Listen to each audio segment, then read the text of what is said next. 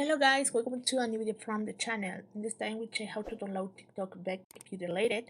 So let's start.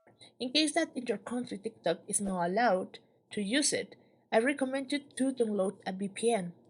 You can find many VPNs on Play Store. How you can do it? Let's go to Play Store.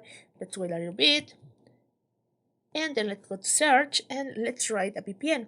So I recommend you to check first the countries that have available the TikTok. So when you find it, just go to VPN and write, for example, VPN from Mexico, from France, etc.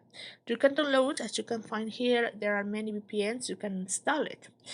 Once you install it, your VPN will be up here on your phone.